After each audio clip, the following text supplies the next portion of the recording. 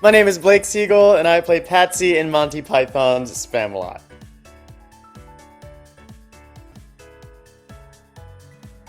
Thank you so much for your time today. I really, really appreciate it.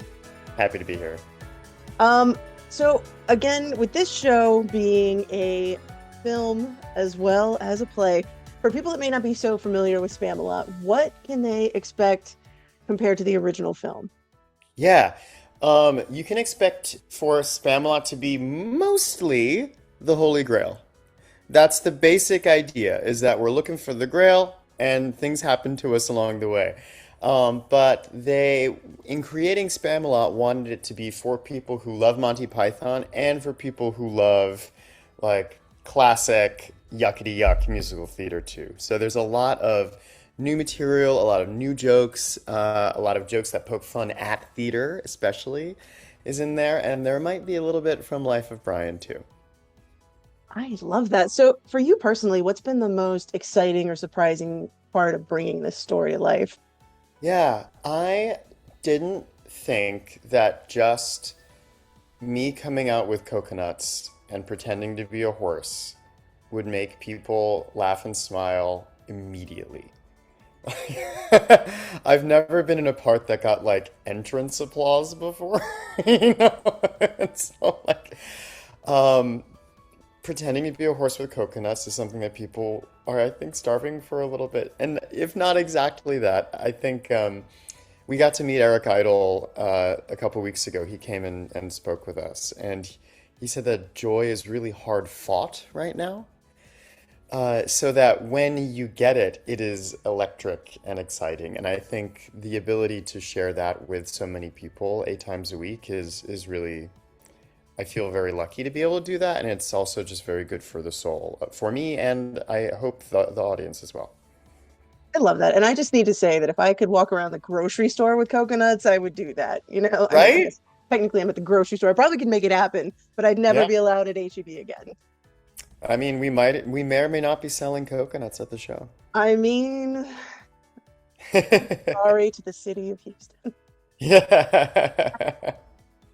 Um, Thinking back on like Monty Python, and it's such a big part of many people's lives. And I know that my first, you know, introduction to Monty Python was my brother sitting me down when I was probably way too young to be watching Monty Python and being shown, obviously, the Holy Grail, and it blowing my mind of just how that type of comedy. What was your first introduction to the world of Monty Python? Yeah, I actually came from the side a little bit more. My parents loved John Cleese's show, Faulty Towers. So I grew up watching Faulty Towers and had a few of like of those sketches memorized by the time I was like 13 or 14. And then one of my friends was like, "Well, if you like Faulty Towers, you should check out like the rest of Monty Python stuff because John Cleese was a part of that." And I was like, "Go on!" And that's when I kind of like saw the rest of it and the foundations of it. And what I love most about it is that each one of the Python's creativity and comic voice is so clear in all of those sketches. Like they're not so much of a like a melting pot group of comedy as they are a salad. You know, like there's like everything is there and it's separate and playing together in a beautiful way. And I just love how much they get to bring their own voice into the work. And they've actually structured the musical in a similar way. We our casting is similar to the tracking in the movie, how they play multiple characters and things like that. So you'll get a sense of like all of the different actors' styles as well when you come to see the show. It's pretty cool. I love that. Now, you are playing multiple characters as well, are you not? I am. I start off the show as the mayor of Finland, and then I move on to Patsy for the majority of the show, but then I play a drunk guard and no spoilers, a famous songstress of the musical theater will also make an appearance as well. Yes, I am excited. Um, how do you manage that, having to juggle multiple characters, multiple costumes, and I'm sure makeup for these guys? Yeah. Um, Playing multiple characters is a thing that just kind of has happened in my career often, and I really, really enjoy it. I love the challenge of having to shift my whole body, my whole voice, my whole self. Transformation and play is what got me into acting to begin with. I just never stopped wanting to like play pretend, how one does at like recess or with friends when they're a kid. Because think about when you're a kid, it's very easy to do, right? You can be like, okay, now I'm a tree. Okay, okay, cool, cool, cool. Oh no, the bad guys came. I'm a car. Let's get in the car. I'm the car. Like that's so easy to do. And I think I just kind of never let go of that. So that's the fun part. And in terms of makeup, we have an incredible makeup team that is there with us. And some of my characters have tooth black, some have dirt on their face, some have none of those things. New wigs, new hats, boom, boom, boom, boom, boom. And our fabulous crew is doing all of that. I love that. I Your skincare routine must be bananas. It should be. It should be bananas. But I'm playing fast and loose with that. Oh my God. With the show having as much comedy as it has, I'm assuming that you guys have definitely had instances where it's really hard to not break character through a scene that's really funny. How do you kind of manage that? And I mean, really, I don't even know what you do there. Yeah, we try to be a little bit better than Jimmy Fallon at it. If you remember him like breaking all the time on Saturday Night Live. Oh, But the impulse is the same because you're just so like happy and to be like around your friends who are being funny, and that happens to be our job. So like I'm not gonna lie, there are times where we wind up breaking on stage because something happens that's just too funny and we have to laugh a little bit. But we do our best to kind of just like remember that it is happening to our characters and not to ourselves while it's happening. So, like, how would Patsy think this is funny? If Patsy thinks it's funny, then I might laugh out loud. But if it's really just Blake thinking that it's funny, I'll do a better job of staying in the world of Patsy as we watch this funny thing happen, because there is some improv in the show.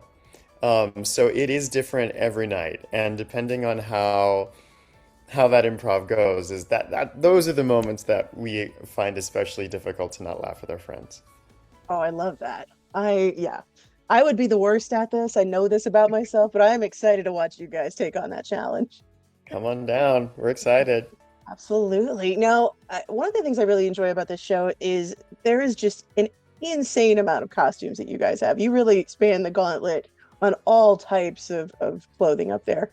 Getting to be up close to it, is there any particular costumes that you like the best? And if so, why? The costumes, I'm glad you brought that up because they're incredible. There are 1,000 costume pieces in our show. You will see 1,000 costumes in the span of 2.5 hours, which is crazy because there's only 20 people in the cast. So there's like so many pieces, 20-ish people. So that's the first thing. The second thing is a lot of the costumes that you're going to see are the original costumes from the original Broadway cast. No way. So the Knights Tabards are mostly the same guy. Like Sir Robin still has the tag that says Mr. David Hyde Pierce in it. Oh, that's And cool. yeah, so you're actually kind of like for the musical theater folks out there, like you're gonna see like a living museum of costumes on stage in that way. Um, uh, I think some of the most incredible costumes are looking at the way that they do the armor is really, really cool. It gives the illusion of being very hard material, but it's actually quite soft, and it's hand woven and then heated, so it looks hard. Like the amount of craftsmanship that went into building these things and the amount of work that it takes to make clean clothes look dirty and ruined and everything. Our costume team is really, really, really special. That's incredible. Yeah, I'm always blown away with what you guys are able to accomplish up there. Yeah, it's incredible. And I mean, even just watching the previews and the trailers for the show, it's like, oh my God, this is gonna be something to see, and I can't wait. Um, It's relentless. It's nonstop. You will see a bunch of actors get shot out of a cannon and then sweat our little butts off for 2.5 hours and then start breathing after it's done. oh my God. For you, what is the hardest part about playing Arthur's loyal servant? And does it have anything to do with having a cow thrown on you multiple times a week? I love the cow. The cow is so soft. I'm so excited for the cow. And when we teched it, we had to like fix the lights, so I just got to like have a weighted blanket of the cow for some time, and it was really great. The cow's name is Sweet Thang, by the way. That's what we call her. I love it. Yeah. I think the hardest part of Patsy, I think there's two answers. The silly answer is that the backpack is actually very heavy. It's a 30-pound backpack. So, Why did they do this to you? so like when you see Patsy being like, God, this thing is killing me. It is. Um, so that's the silly answer. And I think the more like real answer is that the people have connections to these characters because they have lived with them for sometimes decades of thinking that Patsy is one thing. And I do my best to honor that while also, and all of us are doing our best to honor that impulse that people want to come and see something that they love and know, while also bringing in our own spin and our own connection to it. I I know I personally can't wait to see it. I always like to end on this question. Why do you think Houston audiences need to come on down and see Spamalot? Honestly, because of what Eric Idle said, that joy is hard fought these days, and it is our honor and pleasure to make you laugh for 2.5 hours. And just to like release and like gut laugh. Like we don't have a lot of like chuckles in our show. We do have a lot of people whose like faces start to hurt, and that's what I'm after. Is like big old laughs for a long time. Can't wait. Well, guys, come on down and experience the bright side of life at Theater Under the Stars. Show is going to be playing April the 15th through the 26th. Tickets are on sale at tuts.org. Blake, you have just been a delight. Thank you so much for your time today. Thank you. I'm so happy to see you and see you at the show. Absolutely. Guys, this has been HFF Ray, Houston Film Fanatics. We'll catch you guys next time. Thank you so much for watching.